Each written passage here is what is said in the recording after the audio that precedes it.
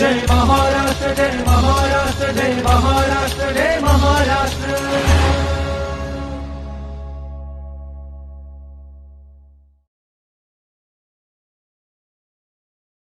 मंडळी नमस्कार. माहिती व जनसंपर्क महासंचालनालय निर्मित जय महाराष्ट्र या कार्यक्रमात मी श्रीदत्त गायकवाड सर्व रसिक प्रेक्षकांचं सहर्ष स्वागत करतो. मित्रांनो, भारत ही एक सुदृढ लोकशाही असणारं राष्ट्र आहे आणि या लोकशाहीचा सर्वात मोठा महोत्सव आपल्या देशामध्ये सुरू होतो आहे. भारत निवडणूक आयोगानं 18व्या लोकसभेचा कार्यक्रम 16 मार्च रोजी जाहीर केलेला आहे आणि संपूर्ण देशभरामध्ये 19 एप्रिल ते 1 जून या दरम्यान ही निवडणूक प्रक्रिया पार पडते आहे आणि 4 जून 2024 या दिवशी या निवडणुकांचे निकाल जाहीर होतील.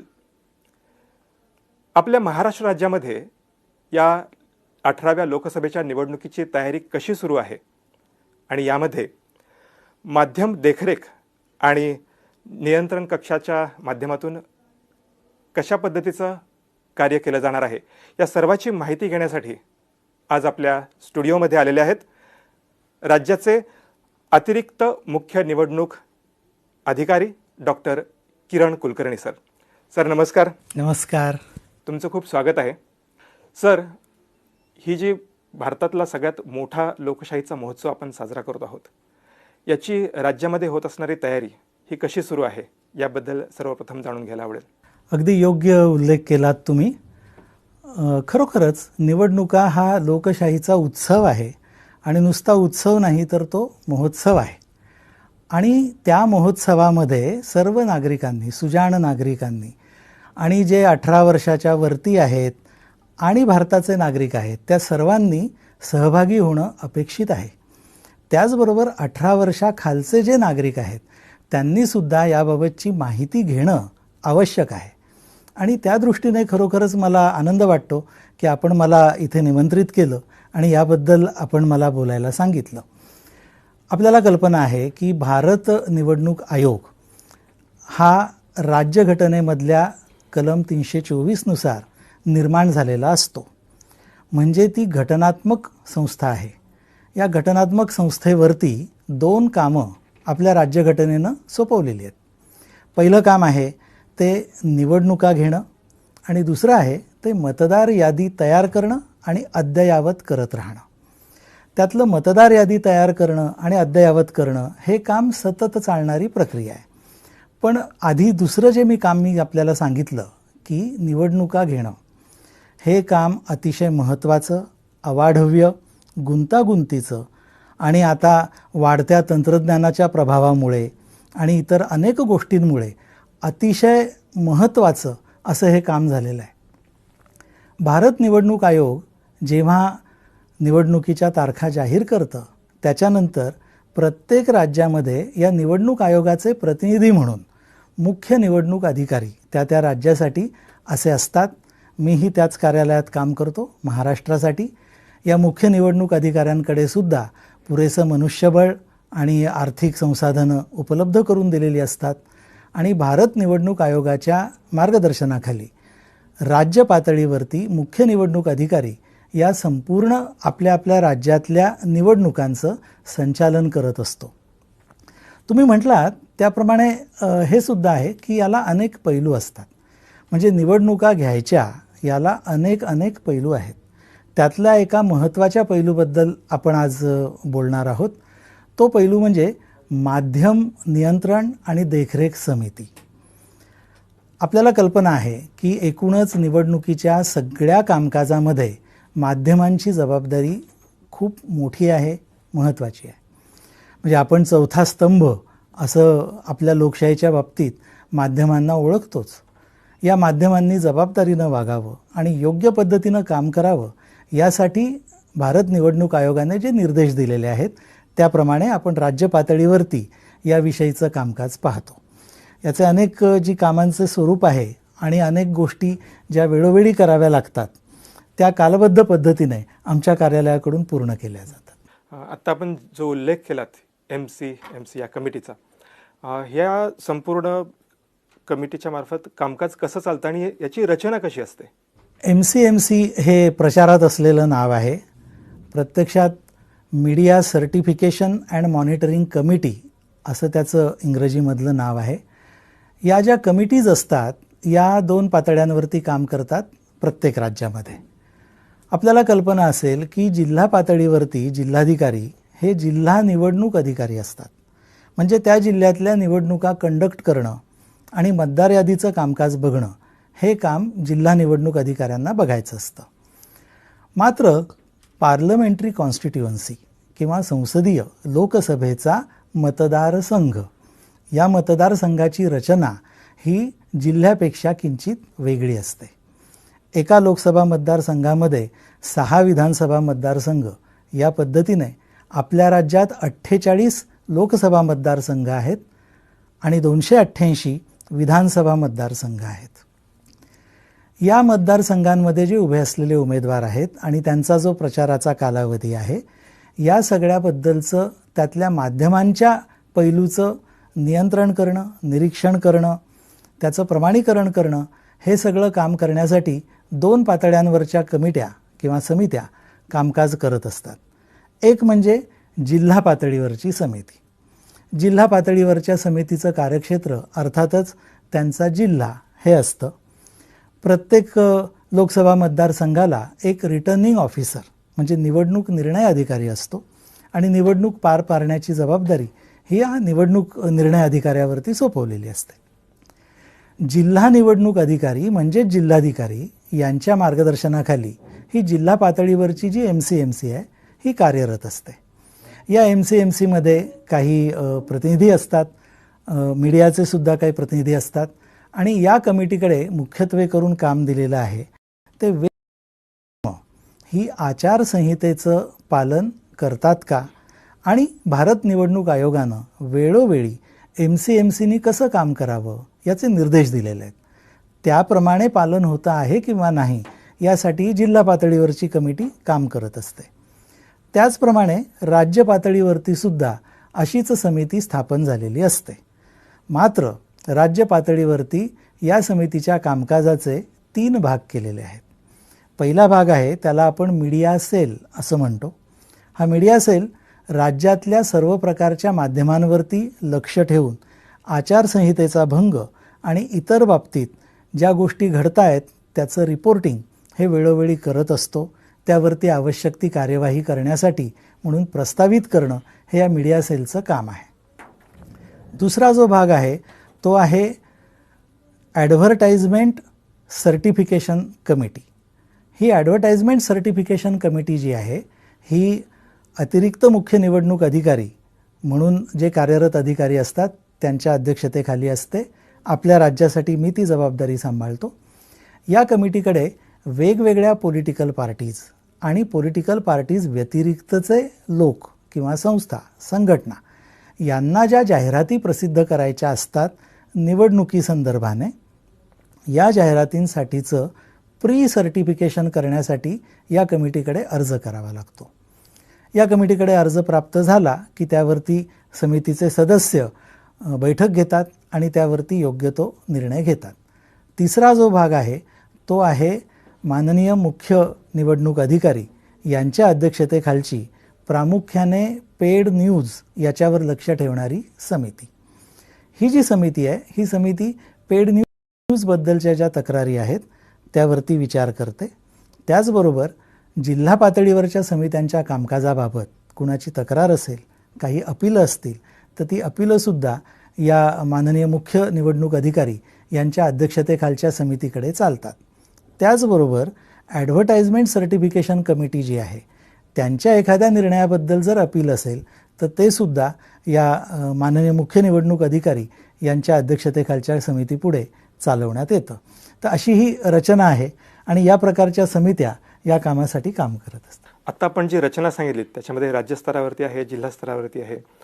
आपला जो लोकशाहीचा चौथा स्तंभ आहे ती म्हणजे माध्यमं आणि त्यांची भूमिका लोकांच्या मतपरिवर्तनामध्ये खूप महत्त्वाची आहे. बरेचसे उमेदवार वेगवेगळ्या माध्यमांचा वापर करत त्यांचा प्रचार, प्रसिद्धी हे करत असतात.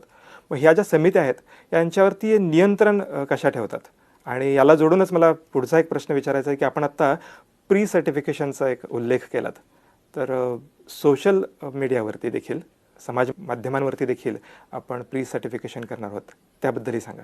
ही गोष्ट खरी आहे की एकूणच माध्यमांची जबाबदारी आणि भूमिका ही अलीकडच्या काळात अधिकाधिक महत्त्वाची होत चाललेली आहे. त्याच्यामध्ये प्रिंट मीडिया आहे, इलेक्ट्रॉनिक चॅनेल्स आहेत, त्याचबरोबर आपण उल्लेख केला तसा सोशल मीडिया हा एक महत्त्वाचा भाग अलीकडच्या काळात उदयाला आलेला आहे. आणि तुम्ही म्हटलात तसं या सगळ्याचा प्रभाव हा मतदारांच्या मतावरती निश्चितपणे पडू शकतो. अतिशय प्रभावी अशी ती माध्यमं असतात आणि म्हणूनच या सगळ्या माध्यमांनी जबाबदारीनं वागावं अशी भारत निवडणूक आयोगाची अपेक्षा आहे. जबाबदारीनं वागावं म्हणजे नक्की काय? त्याचे दोन भाग सरळ पडतात असं मला वाटतं.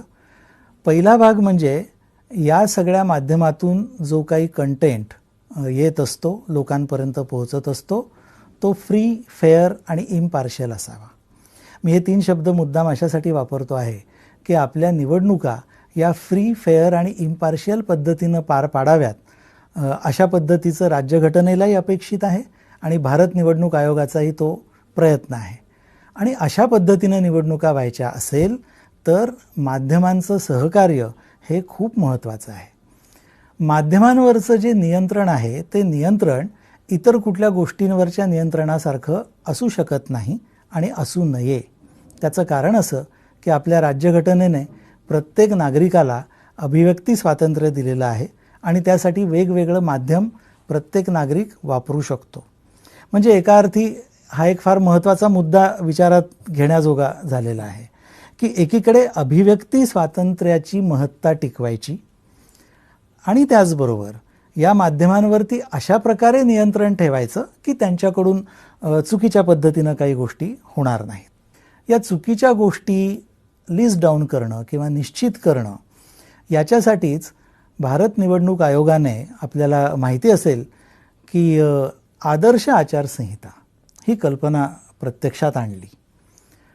आदर्श आचारसंहिता हा काही कायदा नाही, तर ती आचारसंहिता आहे.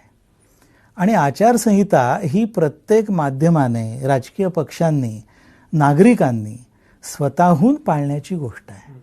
आणि अतिशय कमी शब्दांमध्ये मांडलेलं असं ते एक डॉक्युमेंट आहे. आणि ते जेव्हा तयार झालं तेव्हा सगळ्या राजकीय पक्षांनी आणि माध्यमांनी त्या आचारसंहितेला मान्यता दिलेली आहे. म्हणजे आम्ही या आचारसंहितेप्रमाणे वागू असं त्यांनी कबूल केलेलं आहे. आणि त्यामुळेच या आचारसंहितेचा भंग जर कोणी माध्यम करत असेल, कोणी राजकीय पक्ष करत असेल किंवा कोणी नागरिक करत असेल तर त्यावरती लक्ष ठेवणं आणि तो भंग निदर्शनास आणून त्यावरती योग्य ती कार्यवाही होणं हा आपल्या एकूणच निवडणूक प्रक्रियेचा फार महत्त्वाचा भाग आहे. त्यापैकी माध्यमांबद्दल जर बोलायचं तर जिल्हा पातळीवरची जी समिती आहे त्यांच्याकडे जिल्ह्यातली सर्व वृत्तपत्र, जिल्ह्यात वेगवेगळे केबल ऑपरेटर्स काही लोकल चॅनेल्स चालवतात ती चॅनेल्स, त्याचप्रमाणे राज्यभर दिसणारी सुद्धा इलेक्ट्रॉनिक चॅनेल्स आणि सोशल मीडियाचं सुद्धा त्या जिल्ह्यामधलं जे काही काम आहे, जे काही निदर्शनास येतं किंवा सोशल मीडियामध्ये त्या जिल्ह्याबद्दल, जिल्ह्यातल्या मतदारसंघाबद्दल, जिल्ह्यातल्या राजकीय पक्षांबद्दल किंवा जिल्ह्यातल्या उमेदवारांबद्दल काय काय गोष्टी येत आहेत त्याच्यावरती लक्ष ठेवणं हे अपेक्षित आहे. त्याच्यासाठी एक टीम नेमलेली असते आणि जिल्हा पातळीवरती याची पाहणी करून असं काही ऑब्जेक्शनेबल, चुकीचं, आता ऑब्जेक्शनेबल किंवा चुकीचं म्हणजे काय, तर जे आचारसंहितेमध्ये बसत नाही अशा गोष्टी या ऑब्जेक्शनेबल आणि चुकीच्या. त्याच्यामध्ये एक आणखी भर पडते भारत निवडणूक आयोगानं वेळोवेळी दिलेले निर्देश. म्हणजे आचारसंहितेमधली तत्त्व त्याचबरोबर वेळोवेळी दिलेले निर्देश यामध्ये बसणाऱ्या गोष्टी जर माध्यमं करत असतील, तो मजकूर असेल, तो कंटेंट असेल तर त्याला काही हरकत नाही, कारण तो अभिव्यक्ती स्वातंत्र्याचा एक भाग आहे. पण त्यामध्ये छेद देणारं असं काही जर असेल तर त्या समितीचं हे काम आहे की ते जिल्हाधिकाऱ्यांच्या, म्हणजे जिल्हा निवडणूक अधिकाऱ्यांच्या निदर्शनास आणून देणं, त्याचबरोबर निवडणूक निर्णय अधिकाऱ्यांच्या निदर्शनास आणून देणं आणि त्याबाबत भारत निवडणूक आयोगाने दिलेल्या ज्या काही निर्देश आहेत त्याप्रमाणे पुढची कार्यवाही करणं. सर्वात महत्त्वाची कार्यवाही म्हणजे त्याचं प्रसारण थांबवणं. आणि हे प्रसारण थांबवण्याचे अधिकार हे भारत निवडणूक आयोगाने या समित्यांकडे, समित्यांच्या प्रस्तावावरती जिल्हा निवडणूक अधिकाऱ्यांकडे, तसंच राज्य पातळीवरती राज्य मुख्य निवडणूक अधिकाऱ्यांकडे हे सोपवलेले आहेत. तर या पद्धतीनं ते वारंवार रोज बघणं, त्याचे अहवाल तयार करणं आणि असं काही जर चुकीचं आढळलं तर त्याचं रिपोर्ट करणं, असं काम डिस्ट्रिक्ट लेवलवरची MCMC करते. त्याचप्रमाणे स्टेट लेवलची पण MCMC करत असते. सर, आत्ता आपण जिल्हा स्तरावरच्या आणि राज्य स्तरावरच्या दोन्ही MCMC समितींचा उल्लेख केला. तर जिल्हा स्तरावरती हे कामकाज कसं चालतं हेही आपण सांगितलंच. त्याचबरोबर राज्यस्तरीय जी समिती आहे त्याच्यामध्ये कोणकोणत्या बाबींचा समावेश करण्यात आला आहे की ज्यांच्यावरती देखरेख आणि नियंत्रण करण्याची गरज आहे? मी आपल्याला म्हटलं त्याच्याप्रमाणे 3 प्रकारचे मीडिया आपण गृहीत धरलेले आहेत. प्रिंट मीडिया, इलेक्ट्रॉनिक चॅनेल्स आणि तिसरं म्हणजे सोशल मीडिया. या तिन्हीची जी काही पाहणी आणि पडताळणी राज्य पातळीवर आणि जिल्हा पातळीवरती होत असते, त्यातून ज्या गोष्टी निदर्शनास येतात त्याचं रिपोर्टिंग होत असतं. यापैकी आपण म्हटलात तसं प्रिंट मीडियाबद्दलचं जे काही कामकाज आहे ते तुलनेनं सोपं आहे. कारण राज्यामध्ये जे कोणती वर्तमानपत्र प्रकाशित होत आहेत त्यांची पाहणी करणं, त्यांच्या अंकांची, आणि त्यावरतून त्याबाबतचा योग्य तो अहवाल बनवणं हा एक भाग आहे. इलेक्ट्रॉनिक चॅनेल्सबद्दलसुद्धा त्या पद्धतीने इलेक्ट्रॉनिक चॅनल पाहणं आणि त्यातला ऑब्जेक्शनेबल काही पार्ट असेल तर तो निदर्शनास आणणं हा दुसरा भाग आहे. सोशल मीडियाच्या बाबतीत मात्र खूपच मोठा आणि व्यापक असा अवकाश आहे. कारण सोशल मीडियामध्ये आपल्याला कल्पना आहे की व्हिडिओ चॅनेल्सपासून ते आपण अनेक जी कम्युनिकेशनची मीडिया वापरतो त्या सर्वांचा समावेश होतो. त्यामधला थोडासा कायदेशीर भाग असा आहे की 1 to 1 कम्युनिकेशन जे असतं, म्हणजे एका व्यक्तीने दुसऱ्या व्यक्तीला पाठवलेला संदेश, समजणाऱ्या भाषेत बोलायचं तर मेसेज, हा जर 1 to 1 असेल तर त्याला आपण जाहिरात म्हणू शकत नाही. ते त्या व्यक्तीचं मत आहे आणि ते मत ती व्यक्ती वापरतो आहे. पण तो संदेश जर अनेकांना फॉरवर्ड झाला तर मात्र त्याला स्वरूप वेगळं येत आहे. एकापासून अनेकांपर्यंत जाणारे हे जे संदेश आहेत याच्यामध्ये आचारसंहितेचं पालन होतं आहे किंवा नाही हे सुओ मोटो ही समिती बघू शकते. त्याचबरोबर कोणी तक्रार केली तर त्या तक्रारीच्या अनुषंगाने सुद्धा पडताळणी करू शकते. जाहिरातींच्या बाबतीत बोलायचं तर या जाहिरातींचं प्री सर्टिफिकेशन अपेक्षित आहे. हे प्री सर्टिफिकेशन करताना जाहिरात कोणत्या मीडियममध्ये करणार, म्हणजे प्रिंट मीडियम असेल तर त्यासाठीचा ड्राफ्ट त्यांनी द्यायला पाहिजे, कारण प्री सर्टिफिकेशन आहे. इलेक्ट्रॉनिक चॅनेलवरती किंवा सोशल मीडियावरती असेल तर त्याचे ड्राफ्ट्स, त्याचा मसुदा हा त्यांनी सादर केला पाहिजे. त्यासाठी माझ्या अध्यक्षतेखालची जी समिती आहे ही समिती कोणी आमच्याकडे अर्ज केला की आम्हाला अमुक अमुक ही जाहिरात प्रसिद्ध करायची आहे, त्याचा हा मसुदा आहे, त्याबरोबर त्याचा एक प्रिस्क्राईब्ड असा एक फॉर्मॅट आहे, त्याचे सगळे कॉलम्स भरले जाणं अपेक्षित आहे. उदाहरणार्थ ती जाहिरात तयार करायला आलेला खर्च, ती जाहिरात वेबकास्ट, ब्रॉडकास्ट किंवा वेगळ्या वेगळ्या पद्धतीने लोकांपर्यंत पोहोचवण्यासाठीचा खर्च, या खर्चाचा उल्लेख त्यामध्ये करावा लागतो. इतरही काही मुद्दे महत्त्वाचे त्याच्यामध्ये आहेत. आणि मुख्य म्हणजे तुमच्या जाहिरातीचं ट्रान्स्क्रिप्ट तुम्हाला सादर करावं लागतं. राज्यस्तरीय ही समिती या ट्रान्स्क्रिप्टचा आणि सादर झालेल्या सगळ्या मटेरियलचा अभ्यास करते आणि आपल्या बैठकीमध्ये त्याबद्दलच्या त्रुट्या काही असल्या तर त्या लिस्ट डाऊन करते. म्हणजे आचारसंहितेच्या दृष्टीनं आणि भारत निवडणूक आयोगाच्या निर्देशांच्या दृष्टीनं जे त्या विशिष्ट जाहिरातीमध्ये कमी पडत असेल, चुकीचं असेल, रिप्लेस करण्याची गरज असेल, ते लिस्ट डाऊन करून ते त्या ॲप्लिकंटला कळवलं जातं आणि ही कृती 48 तासात केली जाते. म्हणजे अर्ज प्राप्त झाल्यापासून 48 तासात त्या ॲप्लिकंटला त्याप्रमाणे कळवलं जातं.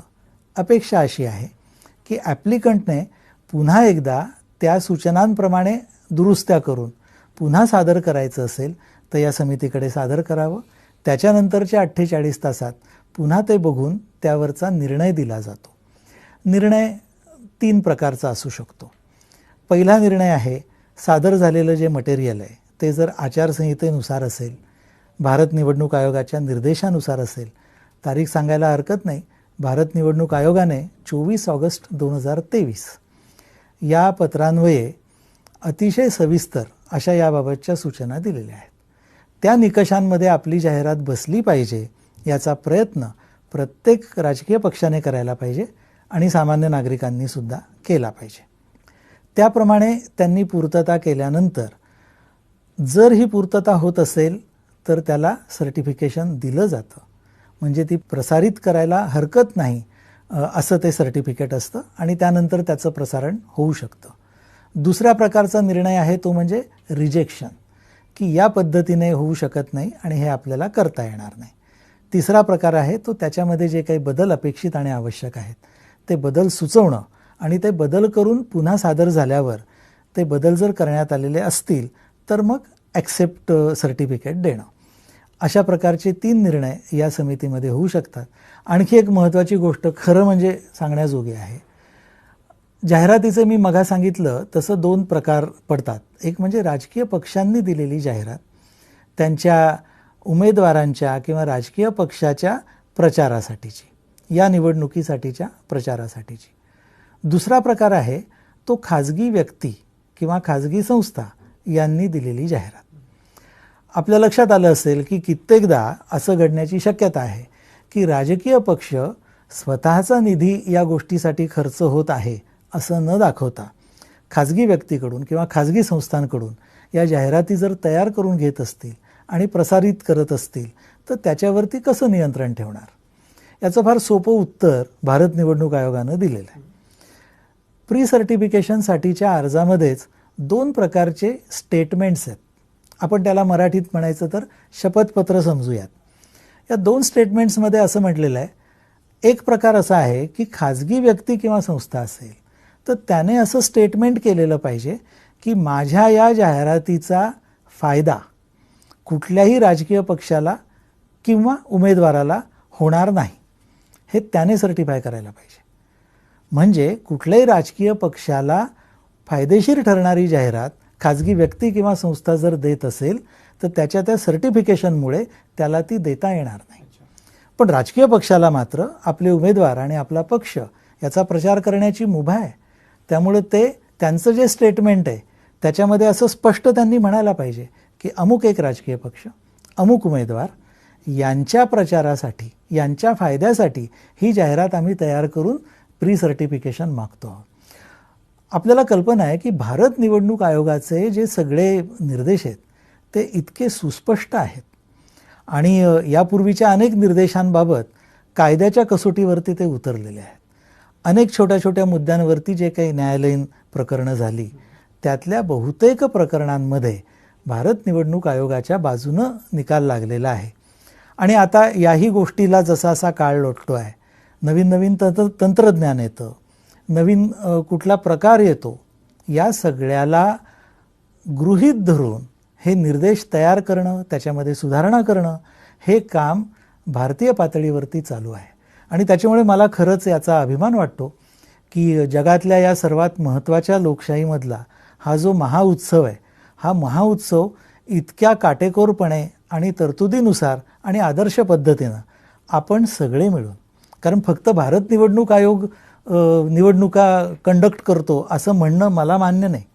भारत निवडणूक आयोगाबरोबरच सगळे राजकीय पक्ष, राज्य पातळीवरच्या सगळ्या संस्था, त्याचबरोबर प्रत्येक नागरिक, या देशातली माध्यमं, हे सगळेजणं या निवडणुका यशस्वी करण्यासाठी प्रयत्नरत असतात. आणि त्याच्यासाठी फ्री, फेअर अँड इम्पार्शियल या 3 पद्धतीने होण्यासाठी जे काही नियम घालून दिलेले आहेत ते काटेकोरपणे पाळण्यात आपल्या सर्वांचं हित आहे, आपल्या देशाचं हित आहे. आणि त्याच्यामध्ये माध्यमांच्या बाबतीत या राज्यस्तरीय समित्यांचं आणि जिल्हास्तरीय समित्यांचं कामकाज हे खूप महत्त्वाचं आहे. सगळ्या माध्यमकर्मींनी, सगळ्या नागरिकांनी, राजकीय पक्षांनी आणि यंत्रणेनं सुद्धा या समित्यांचं कामकाज समजून घ्यायला पाहिजे आणि सहकार्य करून उत्कृष्ट पद्धतीने हे काम या निवडणूक काळात पूर्ण होईल याची खबरदारी घेतली पाहिजे. नक्कीच सर. आत्ता आपण जे सांगता आहात की आपल्या राज्यामध्ये 18व्या लोकसभा निवडणुकीच्या निमित्ताने जी तयारी सुरू आहे त्याच्यामध्ये MCMC अर्थात माध्यम देखरेख आणि नियंत्रण कक्षाचं काम मोठं असणारच आहे.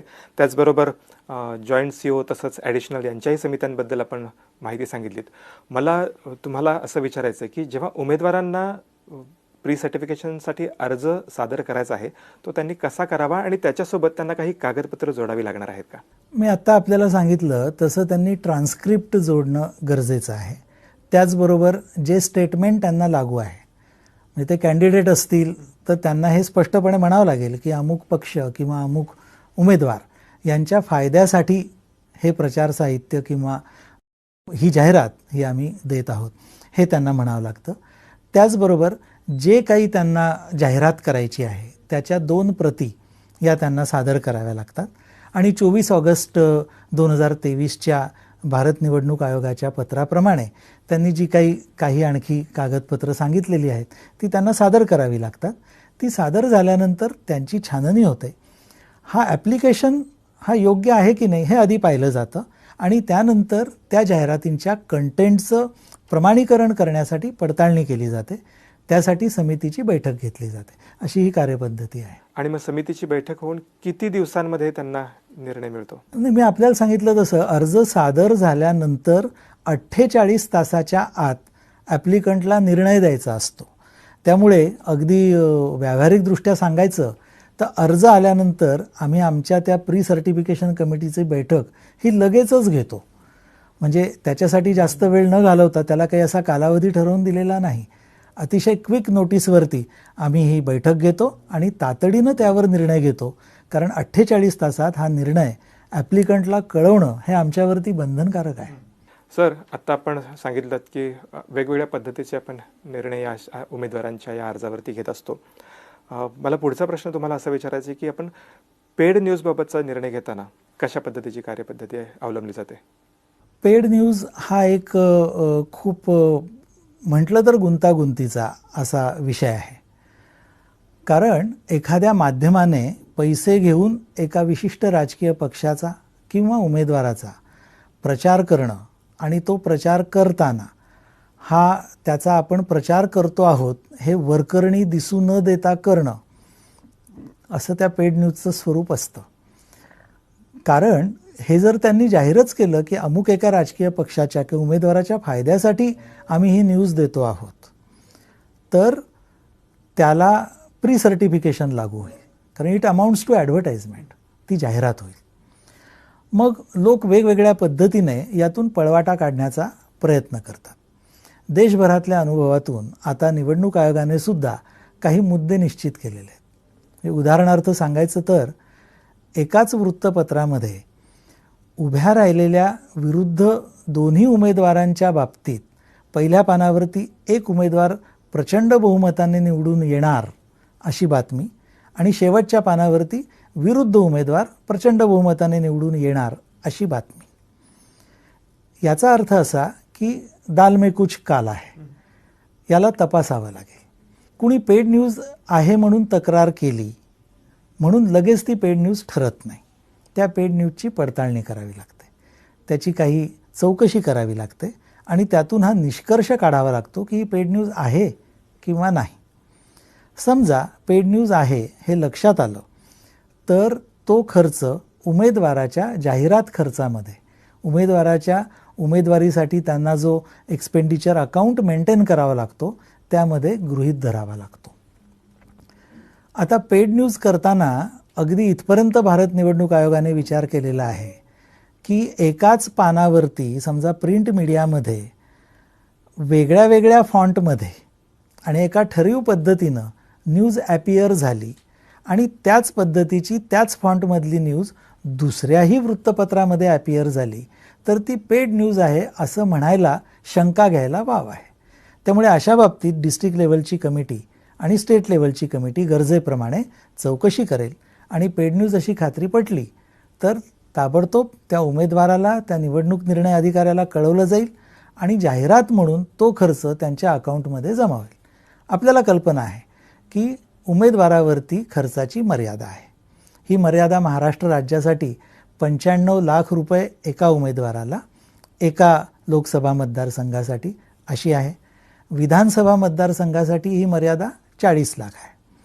आपल्या राज्यामध्ये अकोला वेस्ट या विधानसभा मतदारसंघाची निवडणूकसुद्धा या लोकसभा निवडणुकांबरोबरच होते आहे. तिथे जे उमेदवार उभे असतील त्यांच्यासाठी 40 लाख मर्यादा असेल आणि लोकसभा मतदारसंघातल्या उमेदवारांसाठी 95 लाख मर्यादा असेल. त्याचबरोबर आत्ता 19 एप्रिलला आपला पहिला टप्पा सुरू होतो आहे. आपल्या राज्यामध्ये एकूण 5 टप्प्यांमध्ये निवडणुकीची प्रक्रिया पूर्ण होणार आहे.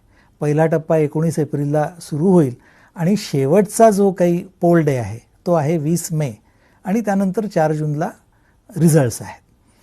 माझी आपल्या सगळ्यांकडून ही अपेक्षा असेल की आपण सर्वांनी हा लोकशाहीचा उत्सव अतिशय चांगल्या पद्धतीनं, निरोगी पद्धतीनं आणि राज्यघटनेला अपेक्षित असलेल्या फ्री, फेअर आणि इम्पार्शियल पद्धतीने याच्यामध्ये सहभागी होऊन पूर्ण करावा.